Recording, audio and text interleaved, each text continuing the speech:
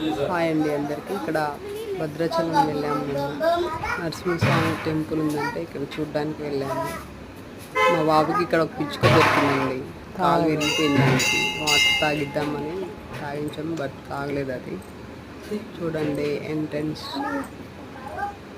మేము వెళ్ళేసరికి temple close అయిందండి. 1:30 అయిందండి వెళ్ళేసరికి, క్లోజ్ అయిపోయింది. కానీ చూద్దామని వెళ్ళాం.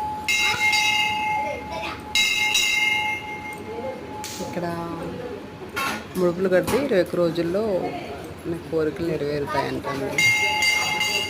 హనుమంతు టెంపుల్ స్వయంభూ.